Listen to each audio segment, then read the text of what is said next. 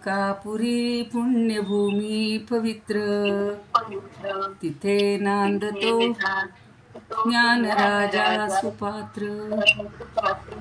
तया ठेविता महापुण्य राशी, नमस्कार माझा सद्गुरु ज्ञानेश्वरासी.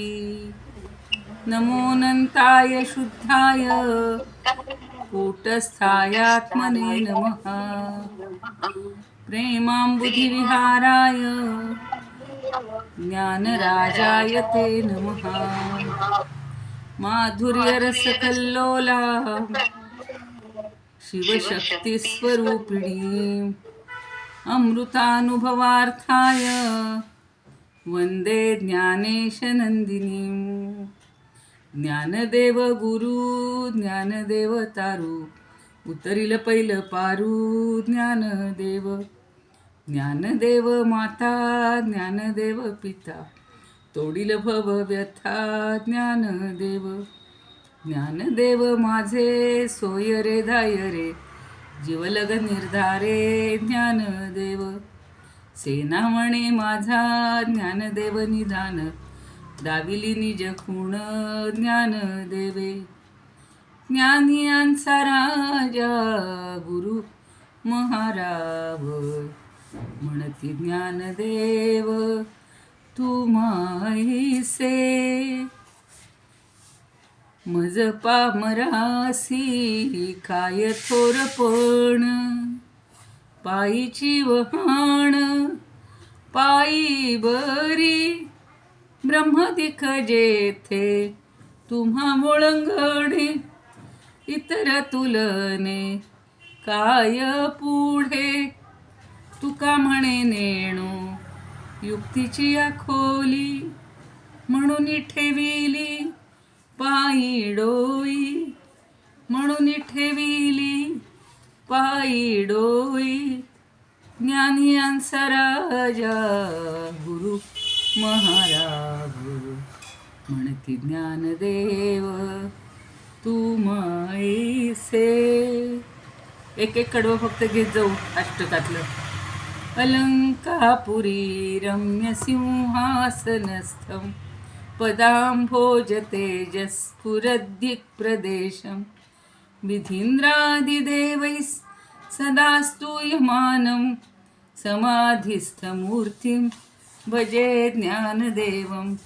समाधिस्थमूर्तिं भजे ज्ञानदेवं. समाधिस्थमूर्तिं भजे ज्ञानदेवं. ज्ञानेश्वर महाराज की जय. पंढरीनाथ भगवान की जय. जय तू श्रीकृष्ण, जय तू ज्ञानेश्वर.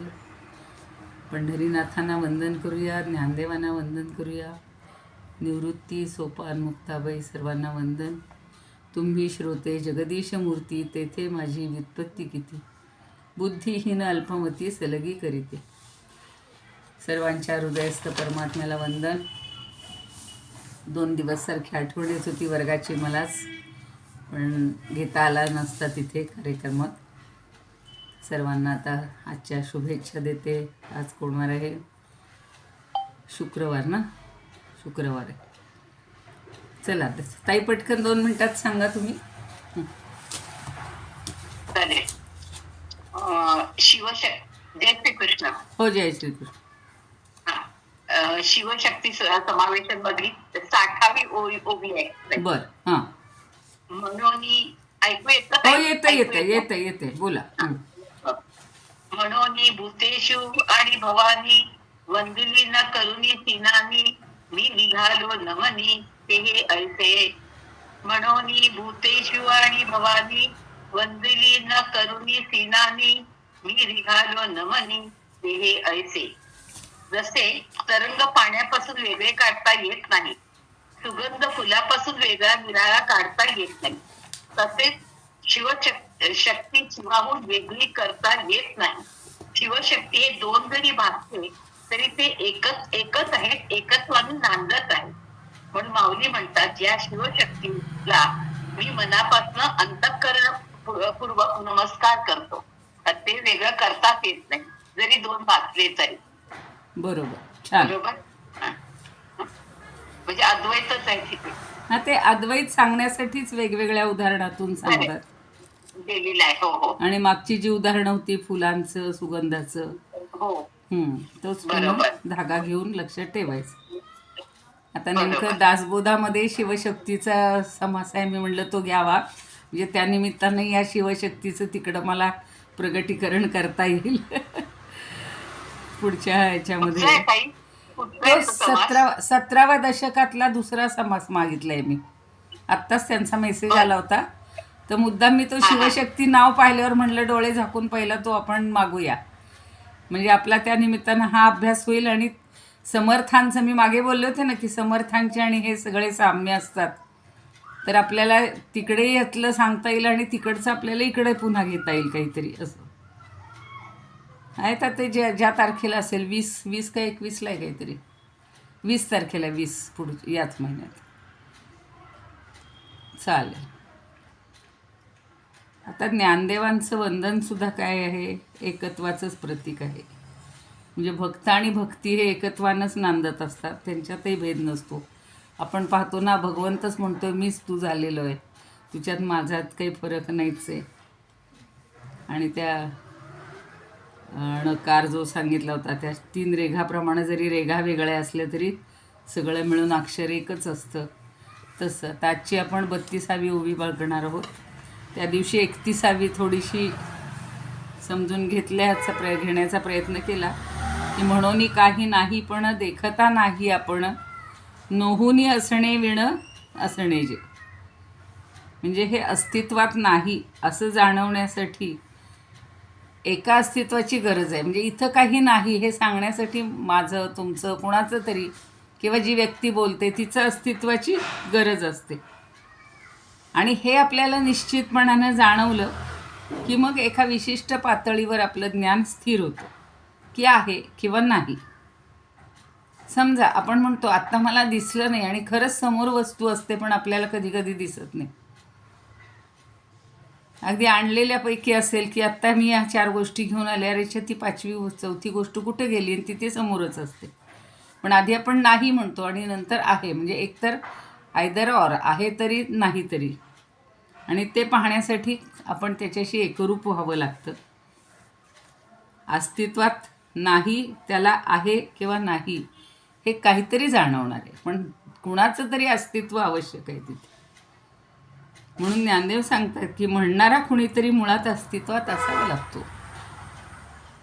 त्या दिवशी मी सांगितलं की असे पूर्वीच्या काळी स्वातंत्र्य संग्रामाच्या वेळेला अशा घटना खूप घडलेल्या होत्या की एखाद्या त्या स्वातंत्र्यवीराला लपवून ठेवण्यासाठी आज जागा दिली जायची, पण बाहेर कोणी विचारायला आले तर सांगितलं जायचं नाही हो, आमच्याकडं कोणीच नाही, मी एकटाच आहे, किंवा जे काय असेल ते. म्हणजे आहे किंवा नाही हे सांगण्यासाठी तरी कोणीतरी लागतं, आणि मुळात त्याचं अस्तित्व असायला लागतं.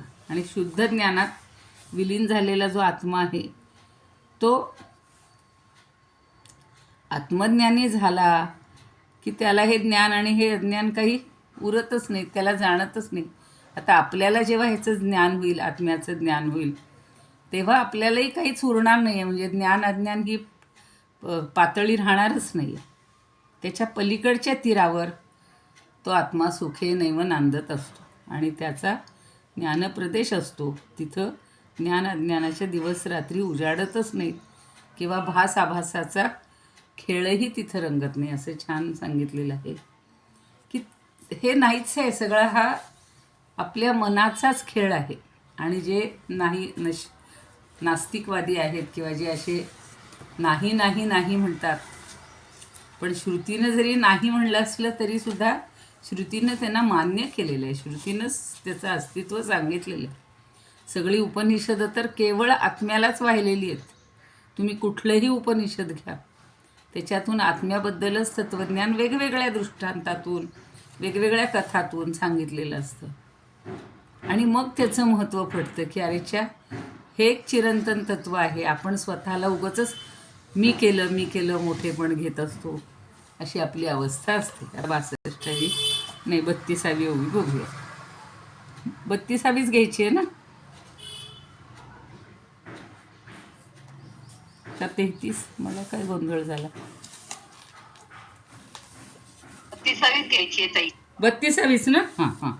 हो हो हो. नाही एकदम मला काय वाटलं, हो हो 31वी सांगितली मी. पान चुकून नाही. उघडं उलटून बसले होते 33वीचं, त्यामुळं म्हणलं काय झालं. आता बघा कशी ओवी आहे. परी आणि का परी आणि का आपण या आपण पया, परी आणि का आपण पया, न पुरे विशो होवावया, न पुरे विशो होवावया, म्हणून न असावया कारण की, म्हणून न असावया कारण की, परी आणि का आपण पया. परी म्हणजे परंतु, आणि का म्हणजे दुसऱ्या, का हा प्रश्न विचारलेला आहे. आपण पया म्हणजे आपल्यासाठीच, आपल्या पुरताच.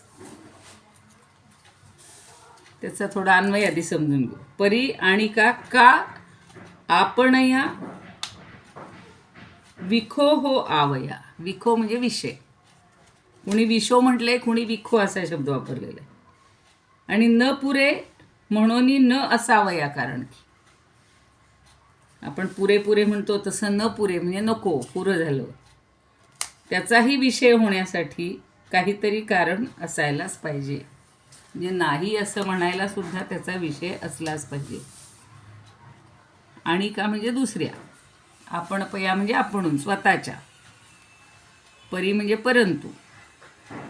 न पुरे विशो होवावया, त्यांनी विखो पण काही शब्द, शच्या ऐवजी यजुर्वेदामध्ये ख वापरला जातो. तसा इथे पण यांनी काही काय म्हणू आपण, संपादकांनी ख घेतलेला आहे. पण विख म्हणलं तरी विषयच आणि विशो म्हणलं तरी विषयच. होवावया म्हणजे होण्यासाठी. म्हणजे ब्रह्म आहे. आता हे ब्रह्माबद्दल चाललेलं आहे, त्यामुळे ब्रह्म हे अध्यारूत धरायचं की ब्रह्म हा दुसऱ्याचा किंवा स्वतःचा. आणि का आपण, का आपण पया म्हणजे आपला की दुसऱ्याचा. आणि का म्हणजे दुसऱ्याचा, दुसऱ्याच्या ज्ञानाला म्हणू किंवा स्वतःच्या ज्ञानाला म्हणू.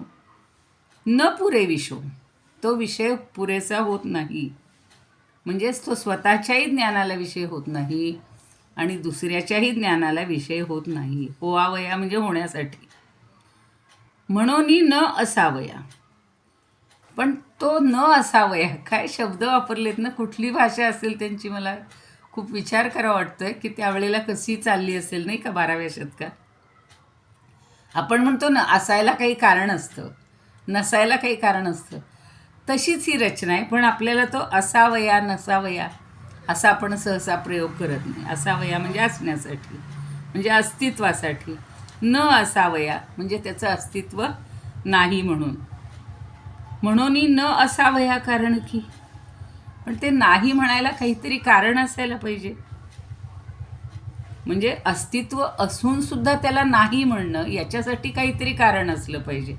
मगाशी जसं मी म्हणलं तसं की तो स्वातंत्र्यवीर आत लपवून बसलेला आहे आणि म्हणून त्याला कारण काय आहे, तो असून सुद्धा नाही सांगायचं की त्याचा जीव वाचवायचा, तो देशासाठी झटतो आहे, असं ते कारण होतं. आता इथे आत्म्याच्या बाबतीत काय की तो खरा आहे, पण असून सुद्धा तो नाही म्हणायला काय कारण आहे असा प्रश्न विचारला आहे. काहीतरी कारण होतं, म्हणजेच तो ज्ञानाचा विषय होत नाही.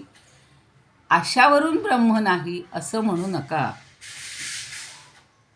म्हणजे आपल्याला तो ज्ञानाचा विषय होत नाही म्हणून ते ब्रह्म नाहीच किंवा परब्रह्म नाहीच असं म्हणू नका.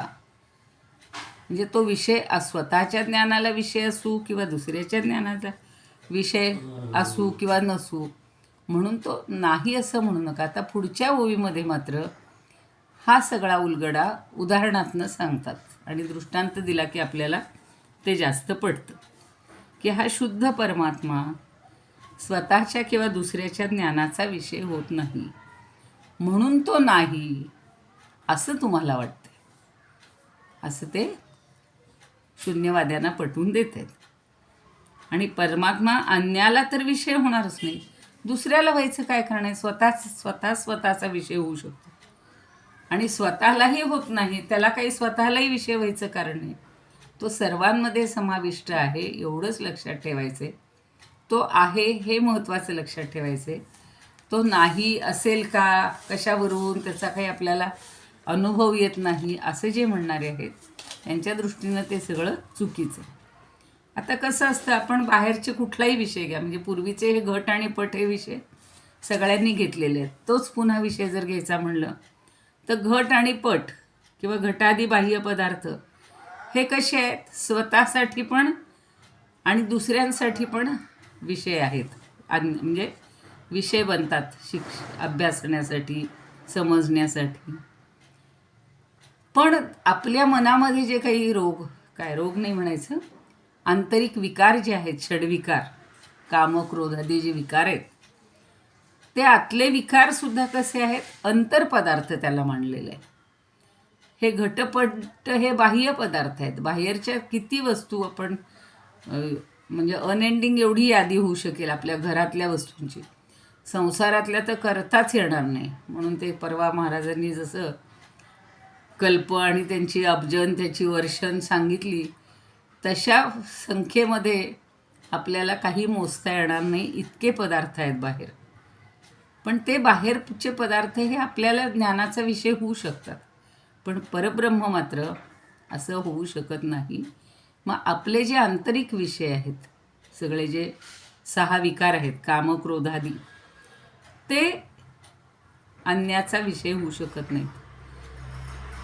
बघा आता आपल्याला क्रोध येतो, तो कशामुळे येतो, तो स्वतःचाच विषय होतो. माझ्यावरच माझा ताबा नाही, मलाच काही पटत नाही, आणि म्हणून ती काय म्हणू आपण, तो उन्मेष किंवा ती जी आपल्यातून व्यक्त होणारी क्रिया असते, प्रतिक्रिया असते, किंवा तो आवेग असतो, त्याला कारणीभूत आपण स्वतःच असतो. पण आत्मा हा स्वतःलाही विषय नाही, स्वतःही विषय नाही, आणि अन्यालाही विषय होऊ शकत नाही. म्हणजे तो काही विषय करण्याची गोष्ट नाही आहे. समजून घेण्यासाठी किंवा ज्ञान पाहिजेल आहे त्याचं, पण तो असा विषय म्हणून होणार नाही किंवा दिसत नाही. आता तो अन्याला, स्वलाही अन्य विषय होत नाही, अन्यालाही विषय होत नाही, म्हणून आत्मा नाहीच, कारण तो दिसत नाही ना, त्याला विषय कसं करणार. आपल्याला जी गोष्ट दिसते त्याचाच आपण विषय करू शकतो. असं आपल्याला व्यवहारापुरतं झालेलं आहे. परमार्थाच्या बाबतीत मात्र तो अनुभवण्याचा, जाणवण्याचा, जाणीवेचा विषय आहे, म्हणजे जाणीवेचा भाग आहे. पण इथे मात्र त्यांनी सांगितलेलं आहे की एखादा महात्मा, त्याला एक उदाहरण छान समजून घेऊ आपण, की एखादा महात्मा आहे किंवा ज्याला आपण सगळं संयमित असा कोणी एखादा साधू असेल, आणि तो शांत असतो. बघा, मौन धरतात काही जण, मौन धरतात. तो मौनात 10 माणसांशी बोलत नाही आणि एकट्याशी पण बोलत नाही. एकट्या माणसालाही काही बोलत नाही आणि 10 माणसांनाही काही बोलत नाही. त्याचा एवढा संयम आहे की त्याला अगदी दगडं मारली, काही केलं तरी तो गप्पच बसतो. म्हणून ते समजा मुके आहेत, मौन धरलेलं आहे. मौन धरलं म्हणजे मुका नाही आहे, हे लक्षात ठेवा. मौन धरले म्हणून त्याला मुकं आहे असं म्हणता येणार नाही.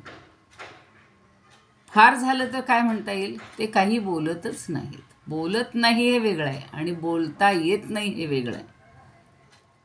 तसं आत्मा हा स्वला आणि अन्याला विषय नाही. पण तो आत्मा नाहीच असं म्हणता येणार नाही. म्हणजे आत्मा आहे हे वारंवार वेगवेगळ्या शब्दातून ते पटवून देण्याचा प्रयत्न करतात. आता मी म्हटलं तसं, म्हणजे ज्ञानदेव हा पुन्हा एक मुद्दा, नवा मुद्दा आपल्याला या ओवीतनं सांगतायत. काय सांगतायत, की जो ज्ञान पातळीवर आहे, आपल्याला दुसरं काही जाणवलं नसलं किंवा विषय होत नसलं तर त्याला नाहीच म्हणायचं का. मला काही कळलं नाही, हा माझा ज्ञानाचा भाग आहे, पण ती वस्तू नाही असं म्हणता येणार नाही. काय याचा अभ्यास करायचा, लोक असं म्हणतील, याचा काय अभ्यास करायचा. तसा परमात्मा आपल्या दृष्टीचा विषय होत नसेल तर त्याला नाही म्हणणं कितपत संयुक्तिक आहे. कुठल्याही वस्तूचं अस्तित्व हे पाहणाऱ्याच्या ज्ञानदृष्टीवर अवलंबून असतं, आणि त्याच्या ज्ञानचक्षुंना जर ती वस्तू दिसलीच नाही तर ती अस्तित्वातच नाही असं म्हणणं बरोबर आहे का? मग ते म्हणणं कसं स्वीकारायचं आणि ते अस्तित्व आहे हे पुन्हा सिद्ध तरी कसं करायचं? कारण त्याचं कारण कुठलं सांगायचं? त्याच्या अस्तित्वाच्या असण्या नसण्यावर त्या आत्मज्ञानाचं अस्तित्व अवलंबून नाही. तसं थोर माणसाचं सांगितलं, संतांचं सांगितलं की त्याला काही असं सिद्ध करून दाखवायची गरज नाही की हे फार महान आहेत, त्यांचं श्रेष्ठत्व, त्यांचं ज्ञान त्यांच्याजवळ आहेच. आपल्याला समजत नाही म्हणून आपण त्यांच्यावर काही दोषारोप करू, काही त्यांना विशेषणं लावू, पण ते चुकीचं आहे. आणि आत्म्याच्या बाबतीत तो दिसतच नाही म्हणून तो नाही हे म्हणणं पूर्ण सर्वथा चूक आहे असं पुन्हा पुन्हा समजावून देतं. तर आपल्याला याचं एखादं उदाहरण बघू. गुलाबराव महाराजांनी सुद्धा ह्याच्याबद्दल खूप चांगली अशी हे सांगितलेली आहे, चर्चा केलेली आहे. ते काय म्हणतात की आत्मवस्तू ही सर्वांना जाणवते. मला आतून काहीतरी चैतन्य आहे याची प्रत्येक गोष्ट जाणवते की नाही आपल्याला. हातातून म्हणजे आपल्या संवेदना हाताला कळतात, पायाला कळतात, डोळ्याला कळतात, कानाला कळतात. ज्या वेळेला ते ठप्प होतं, एखाद दिवशी हातच आपली बोटं अशी हालताच आली नाहीत, मग कळतं की इथलं चैतन्य, इथलं आत्मतत्व किंवा इथलं सगळं काहीतरी कमी झालेलं आहे, काहीतरी बिघडलेलं आहे असं आपण म्हणू शकतो. तसं गुलाबराव महाराज म्हणतात की आत्मवस्तू ही सर्वांना जाणवते. तो जाणतो, पण दुसऱ्याला जाणण्याचा किंवा आपल्यालाही जाणण्याचा विषय होत नाही. म्हणजे त्यानं स्वतःला जाणून काय घ्यायचं किंवा दुसऱ्यांनी त्याला जाणून दुसऱ्यांनी जाणलं पाहिजे असाही तो विषय होऊ शकत नाही. म्हणून त्याच्या अस्तित्वावरच तुम्ही शंका घेऊ नका किंवा त्याच्या अस्तित्वाचं तो कारण आहेच. तो स्वतःच्या ठिकाणी तो आहेच. ज्ञान मात्र स्वरूप आहे. ज्ञानाने तो समजणार आहे, पण ते ज्ञान आपल्याला होत नाही तोपर्यंत आपण त्याला नाही असं म्हणत असतो. आणि दुसऱ्या ज्ञानाची गरज नाही. जसं आपल्याला एखाद्या वस्तूची चव पाहिजे आहे, माहिती नाही आहे, आपलं अज्ञान आहे, आपण काय करतो, खाऊन पाहतो, अरे चा याचा रंग आपल्या याची चव मधुर आहे, कडू आहे, आंबट आहे. तसा हा काही विषय नाही आहे. आत्म्याला काही दुसरं कुठलं ज्ञान आणि त्याच्यातून तो समजून घेता येईल अशी गोष्टच नाही आहे आत्मा. म्हणजे दुसरं ज्ञान उत्पन्न होऊ शकणार नाही त्याच्या टेस्टसाठी किंवा दुसऱ्या ज्ञानाची त्याला गरज पडणार नाही. मागे मी सांगितलं तसं 4 ज्ञानाचे प्रकार आहेत. प्रत्यक्ष ज्ञान, इथं प्रत्यक्ष ज्ञान म्हणजे तो अनुभव जेव्हा येईल तोच आहे. पण आपण जशात वस्तू बघतो 6 इंद्रिया 5 इंद्रियांनी आणि मनाच्या द्वारे आपल्याला सगळ्याचं ज्ञान होत असतं. तर तसं काही हे आत्म्याचं ज्ञान टेस्ट करून बघता येण्याजोगं नाही आहे किंवा तसा अनुभव घेता येणार नाही. त्याच्यासाठी दुसरे हे प्रत्यक्ष वगैरे ज्ञानाची गरज नाही. आणि त्या ज्ञानालाच तो प्रकाशित करणारा असतो. म्हणजे त्याचं जे ज्ञान आहे ते त्याच्या अनुभवातूनच आपल्याला समजत असतं. आपल्या अंतरंगात ज्या वेळेला त्याचं कळेल की बुवा, आणि ही आता प्रक्रिया सगळेच संत समजावून सांगत आहेत, पण आपण मात्र त्याला काही स्वतःला जाणत नाही. कारण तो जाणीव स्वरूपच आहे, जाणीवेतनंच समजणारा आहे. आत्मा आपण स्वतःला काही जाणून घ्यायची त्याला गरज नाही किंवा दुसऱ्या कोणी त्याला जाणलं पाहिजे किंवा दुसरा कोणी त्याला जाणणार नाही. दुसऱ्या कुठल्याही प्रमाणाने म्हणा किंवा कुठल्याही ज्ञानाच्या प्रकारांनी त्याला जाणता येणार नाही. हेच सगळेजण सांगतात की तो दुसऱ्याला आणि आपल्याला विषय होऊ शकत नाही. म्हणून आता काय करायचं तर त्याच्या स्वानुभूतीनं, म्हणजे आपल्याला जेव्हा अनुभूती येईल तेव्हाच तो आपल्याला समजेल. एवढंच आपण बघूया. आता याची हे बघूया, ओव्यस म्हणजे संस्कृत बघूया. असत्वेन गत्वम सत्वम अचित्वेन च चिद्गतम. पहा, याने तर 3 शब्द दिले. असत्वेन गत्वम सत्वम अचित्वेन च चिद्गतम् असुखेन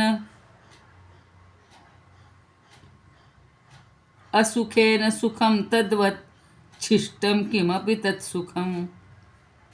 मी चुकून कुठला तरी वेगळा बोलतो, त्या ताईंच्यासारखं झालं बरं का माझं. हे खुणा घालून ठेवते म्हणलं एकदमच वेगळं कसं वाटते, म्हणून काही नाही. पण हे नाही, आपलं हे चाललंय परी आणि का. अन्यस्य चात्मनश्चापि विषयो न भवेदयम्. अन्यस्य म्हणजे दुसऱ्याचा, च आत्मनः, च म्हणजे आणि, आत्मनः म्हणजे स्वतःच. आत्मनः च अपि विषयः न भवेत अयम. हा आत्मा स्वतःच्या आणि दुसऱ्याच्या ज्ञानाला कारण होऊ शकत नाही. अतो नास्तित्वभावस्य कारणं तु भवेदिदम्. अतः म्हणजे म्हणून, नास्तित्वभावस्य म्हणजे नसण्याचं कारण, तो नाही असं समजण्याचं कारण, कारणं तु भवेदिदम्. न अस्तित्व, न म्हणजे अस्तित्वाचंही कारण होणार नाही आणि नास्तित्वाचे म्हणजे नसण्याचंही कारण होऊ शकत नाही. आता ही भाषा खरंच समजून घ्यायला थोडी कठीण पडते बरं का. आता ह्यांनी काय म्हटलं बघा, अभंगामध्ये सोप्या शब्दात सांगितले. स्वरूप ते कोणा, बघा, स्वरूप ते कोणा आणि का विषय, स्वभावे ना होय जाणावया. स्वरूप ते कोणा आणि का विषय, स्वभावे ना होय जाणावया. किंवा जाणे ना ते आपणासी, जरी ते सर्वांशी जाणतेच. हा मुद्दा महत्त्वाचा आहे, जरी ते सर्वांशी जाणतेच. म्हणून ते होय नित्य सनातन, म्हणून ते होय नित्य सनातन. स्वभावे चिद्घन स्वयंसिद्ध, स्वभावे चिद्घन स्वयंसिद्ध. ते दुसऱ्यांकडून, त्याला दुसऱ्यांनी जाण्याची गरज नाही आहे, स्वतःलाही त्याला जाण्याची गरज नाही आहे, पण ते सर्वांना जाणणार आहे. जरी ते सर्वांशी जाणतेच, म्हणून ते होय नित्य सनातन. एवढीच अंडरलाईन लक्षात ठेवायची की म्हणून ते नित्य सनातन आहे. स्वभावाने चित घन म्हणजे चैतन्याने युक्त आहे आणि स्वयंसिद्ध आहे. त्या स्वयंसिद्धाला स्वतःला स्वतःचं जाणून घ्यायची गरज नाही आणि दुसरे त्याला जाणू शकत नाहीत. एवढा फक्त लक्षात ठेवा मुद्दा, बस. आता मला असं वाटतं आज थांबू, कारण खूप जण आलेत, तरी बरेच जण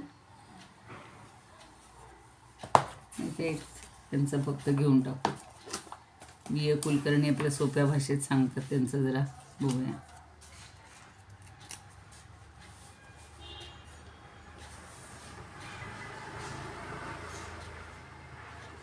ही आत्मवस्तू स्वतःला अगर अन्याला ज्ञानविषय होण्याच्या आवाक्यात नसते, तर हीच स्थिती तिच्या अस्तित्वाचं प्रमाण असू शकते.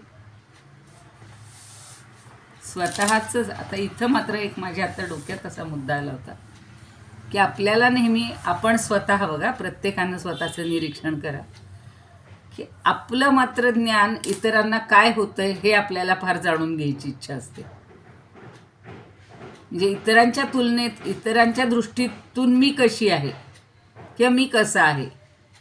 मग दुसऱ्यांनी आपली स्तुती केली की आपण अगदी छान आहोत, दुसऱ्यांनी निंदा केली तर आपण अगदी वाईट आहोत. आणि स्वतःला आपल्याला माहिती असतं की हा माझ्यात एक दोष आहे, हा माझा चांगला गुण आहे, तो दुसऱ्यांनी नाही सांगितला तरी काही फरक पडत नाही.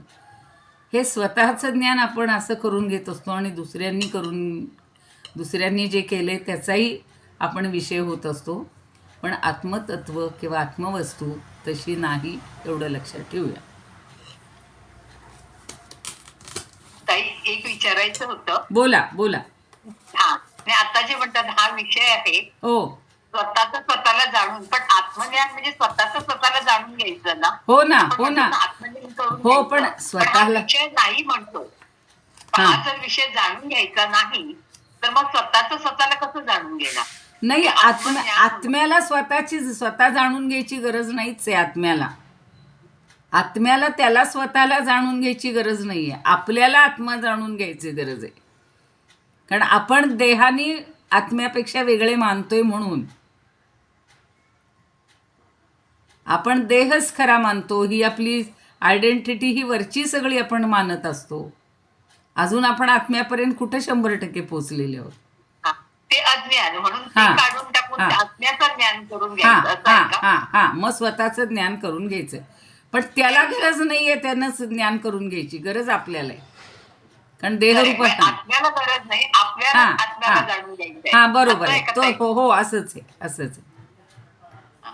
त्याला गरजच नाही. गरज नाही म्हणजे तो स्वतःच ज्ञान आहे. तो स्वतःच ज्ञान आहे. आपण अज्ञानात आहोत म्हणून हा सगळा आता म्हणजे काय तटबंदी पडल्यात आपल्यामध्ये, भिंती आहेत या सगळ्या अज्ञानाच्या. किती प्रकारे आपण वेगवेगळ्या अज्ञानात वावरतोय सांगा तुम्ही. त्यामुळं अजून स्वचं ज्ञानच आपल्याला झालेलं नाही. स्व म्हणजे कोण आहे? मी म्हणजे आता कोणीतरी म्हणलं ना की सारखं मला स्वतःला सूचना द्या की मीच आत्मा आहे, मीच आत्मा आहे, मी देह नाही, मी अमुक नाही. आपण जी नावं ठेवलीत स्वतःला, आपल्या नवऱ्याने आपलं वेगळं नाव ठेवलं, मुलांनी वेगळं नाव ठेवलेलं असतं. आपण तेवढ्या सगळ्या भूमिकेत वावरत असतो. पण खरे आपण कोण आहे कुठे आपल्याला कळलंय अजून. आपण या सगळ्या बाह्य उपाधींनीच वावरतोय. बाहेर आपण गेले की शरीरावर हे करतो ना, हा म्हणजे शरीराला आपण शरीराशी म्हणून सगळं आलं. शरीराशी रिलेटेड सगळ्या उपाधी आपण जपतोय. पण स्वतःचं जे मूळ अस्तित्व आहे, स्व जे आहे तेवढंच विसरून गेलेलो आहोत. त्यामुळेच त्याला सांगते की तो स्व कुणाचा विषय होणार नाही, दुसऱ्यांचे होणार नाही, स्वतःचंही नाही. स्वतःला आपल्याला समजून घ्यायचं आहे. तो नाही विषय कुणाचा होणार आहे, आपल्याला समजून घ्यायचं. बघूया जरा अवघड. आता पुढच्या उदाहरणातनं थोडंसं हे क्लिअर होईल. उद्याला आपण विषय घेऊया. उद्या घ्यायचा का क्लास? मग प्रार्थना म्हणते, कारण तिकडे जर थोडा वेळ असेल तर जॉईन होते. मग मी त्यांचं सुरू झालं असेल आता 5 वाजताच. प्रार्थना म्हणूया आणि मग थांबूया. इदमुपकर्तुं भुवन मंडलम समुदितमिव भास्करम सादरम वंदे ज्ञानेश्वरम. त्रिभुवनमाता भगवद्गीता लोकमंगला लोकविश्रुता लोकहितं संततं ज्ञायता येन ज्ञानेश्वरी विरचिता. श्रुत्वा प्राकृतगिरं सादरं वन्दे ज्ञानेश्वरं सादरं वन्दे ज्ञानेश्वरम्.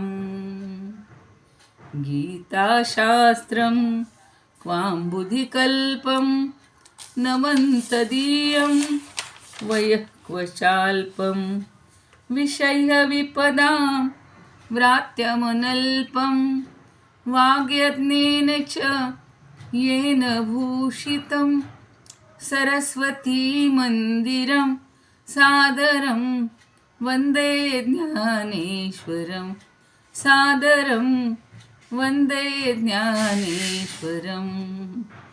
यत्र शारदा कृपाप्रसादः यस्य स्मरणात् परमानन्दः निहितो यत्रामृत निःशन्दः काव्यतत्त्वयोः कृतवन्तं तत् रसायनं मधुरं सादरं वन्दे ज्ञानेश्वरम्. सादरं वन्दे ज्ञानेश्वरम्. आरती ज्ञानराजा महाकैवल्य तेजा सेविती साधू संत मनुवेधला माझा. आरती ज्ञानराजा लोपले ज्ञान जगी हित नेणती कोणी. अवतार पांडुरंग नाव ठेविले ज्ञानी. आरती ज्ञानराजा. कनकाचे ताट करी उभ्या गोपिका नारी, नारद तुंबरू हो सामय गायन करी, आरती ज्ञानराजा. प्रगट गुह्य बोले विश्वब्रह्मची केले, राम जनार्दनी पायी मस्तक ठेविले, आरती ज्ञानराजा. महाकैवल्य तेजा सेविती साधू संत, मनुवेधला माझा, आरती ज्ञानराजा. ज्ञानेश्वर महाराज की जय. पंढरीनाथ भगवान की जय. जय तू श्रीकृष्ण, जय तू ज्ञानेश्वर.